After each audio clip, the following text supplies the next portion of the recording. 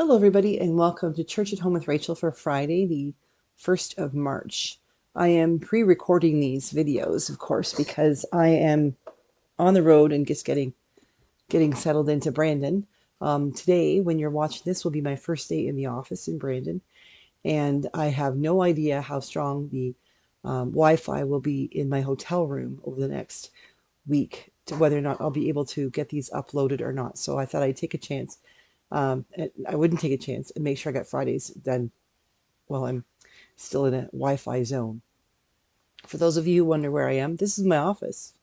When it doesn't have post-it notes and books and shelves all around it, it is empty except for my suitcases, as I will be leaving first thing tomorrow morning. And I'm recording this on Wednesday afternoon, the 28th of February, but it's for Friday, March 1st. And what I'd like to talk about today isn't so much a feel-good Friday as it is an important Friday. For the first Friday of March every year is the World Day of Prayer. And every year they highlight the work of the church in certain different countries. And the churches are, the countries are chosen a few years ahead of time. So it's nothing ever intentionally political.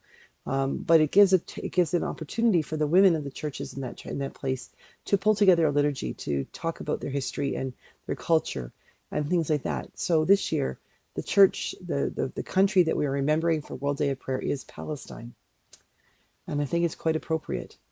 I haven't had a chance to take a look at all the work that was done, but I know from one of my churches, St. Mary's, one of my former churches, St. Mary's in Edgerton, who is hosting World Day of Prayer today at their place at St. Mary's in Edgerton at 2 o'clock p.m. Um, Mountain Time. I know that there has been a lot of work done by the women of Palestine a couple of years ago to prepare a liturgy and prayers to give a sort of a nutshell synopsis of what is happening and who they are and what the church is doing in their world, and to share recipes and things that are from their culture that people, women in particular, around the world today would recognize. And the way it works is that beginning at the international date line, so it's Samoa at 2 p.m. Samoan time, there would be a World Day of Prayer service. And then at 2 p.m. in every time zone, that World Day of Prayer would happen. So at any given time, for a 24-hour period, prayers for that country are being offered. And the service is usually about an hour long. So really, for 24 straight hours, people, women in particular, but people around the world will be praying for Palestine today. And I think that's really important. I know that there are a lot of people who are really have come down on one side or the other about Israel or Palestine. And I think one thing we need to keep in mind is that the powers that be are the ones that are making decisions. Whether or not those powers were chosen by the people or were chosen by other countries or chosen by the powerful, the rich, the movers and shakers behind the scenes. We don't know whether that's in Israel or in Palestine, Hamas and all of those things. But what we do know is that the average person, the person like you and me, and our children and our grandchildren, who are the people who live in those countries, in those places, those geographies, are the people who are paying for the decisions of the powers that be. So this isn't about coming down on who is right, whether we should be supporting Israel or Palestine. And it certainly is not about suggesting that if you support the people of Palestine, particularly on this day, this World Day of Prayer, that you are somehow supporting Hamas and terrorism. It's not about that. It's about recognizing and acknowledging that every person, and we're talking about Palestine today because that is who the World Day of Prayer is praying for, is the people of Palestine. We are acknowledging that they are creation, they're children of God. They are people created in God's image, male and female, and all of the people who, however they recognize themselves to be, are created in God's image.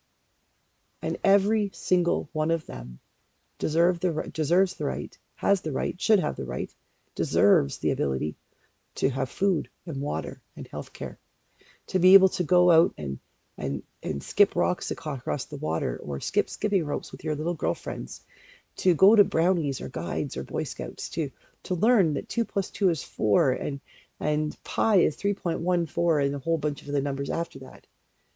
Every single child of Palestine deserves the right to live a full and peaceful life. And that is what we as Christians should be praying for. We should not be praying politically. We should not be praying that one side would win over the other, that one side is more, the chosen people over another. What we should be recognizing is that when God brings into this world any child, God brings forth a child of God. And wherever they happen to be geographically located when they come into this world should not be a deterrent for them. It should not be a mark against them because they were born at this latitude and longitude versus someplace else.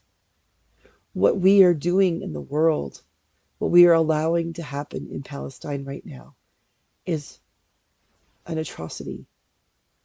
And I'm not speaking because I believe that the Israelis are wrong or that the Hamas is right. I certainly don't believe that. But what I'm saying is that there is not one individual person in Palestine with whom we could sit down and have a cup of coffee or share a soft drink with, who, if we actually sat down and spoke to them, there isn't one of them that we would be able to find that didn't have something in common with us.